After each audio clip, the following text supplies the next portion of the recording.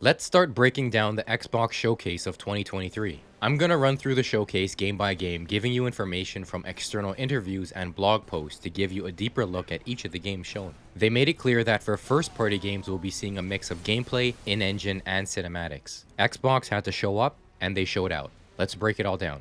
The show wastes no time and opens up with Fable. The last time we seen it was at CGI Fest in 2020 as Xbox's One More Thing. Starring Richard Ayoade, a comedian known from the IT crowd as Dave. His interview is interrupted seemingly by the player character as a boss encounter begins. We also see a massive beanstalk grow out of the ground and the player character looking up at a large door, heavily insinuating that this mission is straight out of a story called Jack and the Beanstalk. Something else I noticed was that the game shows a chicken being kicked, a throwback to past games where you can choose to be good or evil based on your choices. No release date. I was expecting it to land fall 2024, but it's looking like 2025.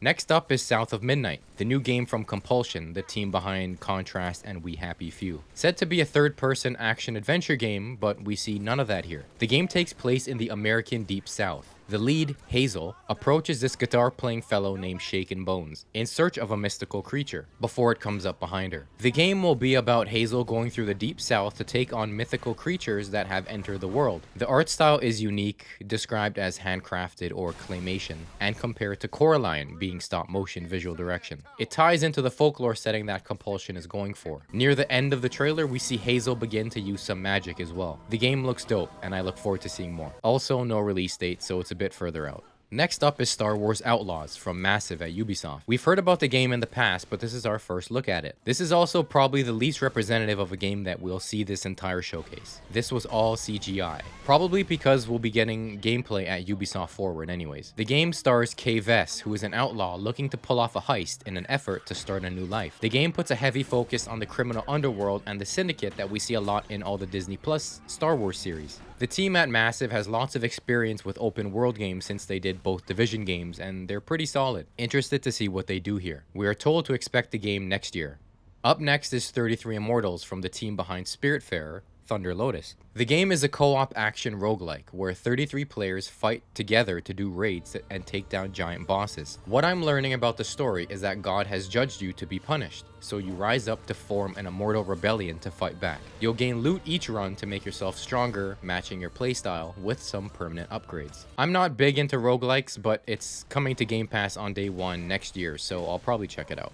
Payday 3 by the team at Overkill is next. We heard about this for quite some time, but this is our first look. The Payday series has always been a co-op heist experience. Each player can assume different classes, each specializing in stealth, tech, heavy weapons, and so on. You work together in your roles, pulling off heists while holding off law enforcement. Payday 3 is aiming for September 21st of this year and will launch straight into Game Pass.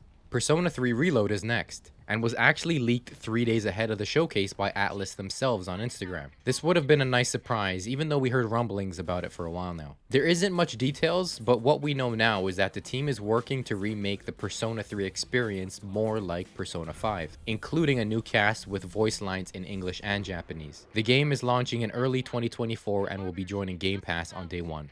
Okay, this is my game of the show. We get a nice juicy gameplay trailer for Avowed. Last we saw this game was at CGI Fest in 2020. A slight deviation in direction, but I still think the game looks fantastic. Obsidian confirmed that they were essentially going for their own take on Skyrim. Looking at the CGI trailer, that's very clear to see. But with a refocus on just making a great RPG in the Pillars universe, Avowed wants to hone in on telling more focused stories you experience with your companions. This green guy is named Kai. He's actually one of your first companions. The game takes place in the living lands of Eora. Part of your objective in Eora is to investigate this fungus-like growth that is showing up on some of the local wildlife. When I was watching, and I think you probably felt the same, is that I got heavy Outer Worlds vibes, which is a good thing because I think Outer Worlds was amazing. A more refined Skyrim is exactly what I want, and Avowed is shaping up to be exactly that. Avowed launches in 2024 and of course will be on Game Pass day 1.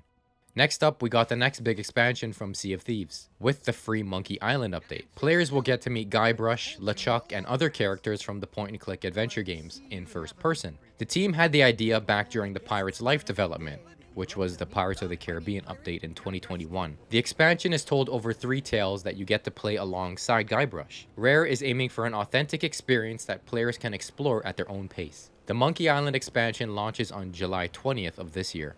Next up, we got Flight Simulator from Asobo, showcasing new gameplay missions to do with aviation, like search and rescue and cargo transport. It's being presented and talked about as if it's a new game, and even the website says that. It uses Asobo's new engine with a mix of cloud, machine learning, and simulation to increase its accuracy as a simulator. It launches next year. But we also got a trailer for that Dragonfly helicopter thing from Dune that people will be able to fly on November 3rd of this year. Before we move on, Xbox, come on, just put a ring on Asobo.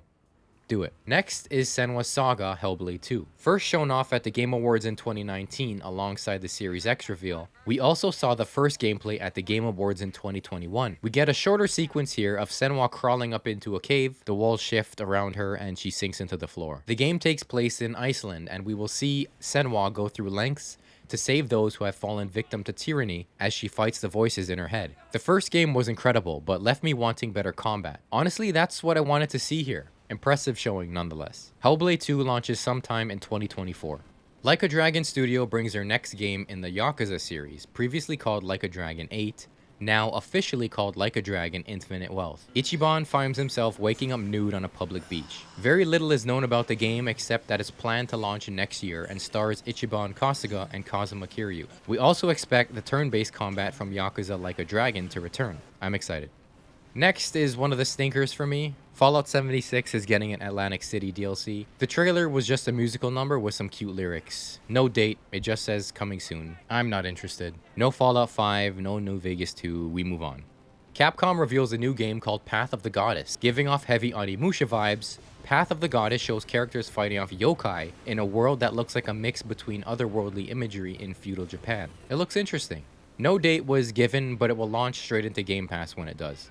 Next up is Forza Motorsport from Turn 10. Firstly, showing off the Cadillac V-Series.R and Corvette E-Ray, which are the cover cars for the game. We saw tons of in-game footage with a look at the customization options for tuning your ride. The game has new dirt and damage systems, which works well with the incredible visuals, and is said to have ray tracing on track. The rumor of October was confirmed for October 10th, 2023. Another personal stinker, Elder Scrolls Online Necrom Shadow over Morrowind. This is just not for me. We've seen this already, we just got a longer trailer. Cool, let's move on.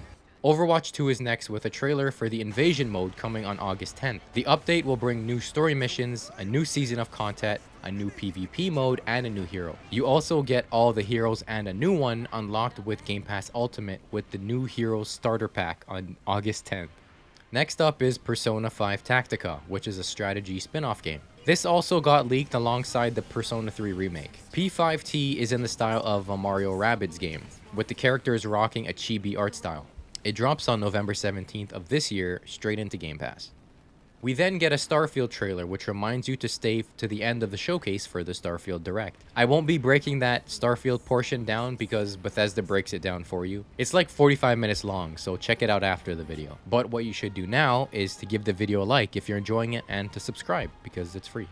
Thanks. Let's keep going. Alright, forgive me for this one. I have no idea how to pronounce this. Jusant? A brand new action climbing puzzle game from Don't Nod. The game's objective is to climb to the top of a tall tower at your own pace, using different paths and unraveling secrets from another civilization. You'll need to watch your stamina and use your various tools to get to where you want to go. It'll have biomes full of flora and fauna for you to enjoy while playing an atmospheric soundtrack. You'll meet the mysterious butt-faced Ballast, a small creature that will help guide you and reveal clues along your path. The game looks chill. I'll probably check it out on Game Pass. It's aiming for fall of this year. Next is another game I'm hyped for, Still Wakes the Deep.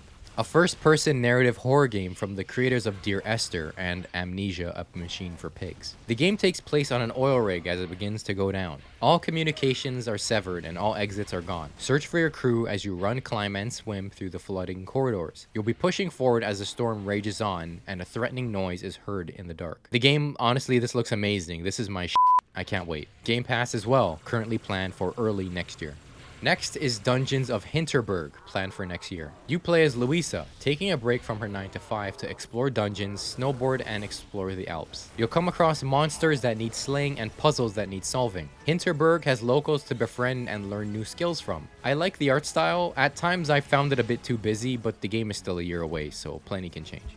Game Pass as well. Cyberpunk 2077 new DLC Phantom Liberty gets an intro from Keanu Reeves before getting a new trailer. The expansion finds V looking to infiltrate high security buildings, going toe to toe with seasoned professionals. A high risk spycraft secret agent type vibe. Taking place mainly in Dogtown filled with a militia that's quick to pull the trigger. This looks dope if you're into Cyberpunk. It launches September 26, 2023. City Skylines 2 is up next. It's a city builder that allows you to create a thriving metropolis and living economy on a grand scale. You pick a map to set the climate of your city, and you'll need to expand your city among pollution, weather, and seasonal changes. It's dropping on Game Pass, so I'll probably check it out on October 24th. We got a brand new game from Atlas called Metaphor ReFantazio. Looking very SMT-esque with hints of Persona 5, this new game was apparently shown years ago and has been silent ever since. Modern fantasy look, flashy UI, everything that we'd expect. It looks interesting. It comes out in 2024. Almost done now. Towerborn is shown, being published by Xbox, so it's probably exclusive. From Stoic, who made the Banner Saga games. A 2.5D brawler that has you and your companions braving the wilds. You choose your gear, weapons, and change up your gameplay. The main hub is this tower called the Belfry. You suit up, either by yourself, co-op, or couch co-op, then venture out to fight the forces of darkness. 2024. Finally, the closer before the Starfield Direct, Clockwork Revolution by inXile. Known mainly for their Wasteland series, they are now working on Clockwork Revolution, which is a AAA first-person action RPG with time-bending combat and mechanics, in which you create your own character. The baddie of this game is Lady Ironwood, who has harnessed time travel to change moments in history to keep the working class struggling and bring herself immense wealth and power. You use a device called the chronometer to go back in time and alter past events, and then return to the present to experience the effects of your decisions. People, stories, and the entire city of Avalon will change in unexpected ways. This looks so dope. Very Bioshock Infinite-esque. We did see snippets of gameplay that looks super good. No release date, but it's fine. Let's just let them cook.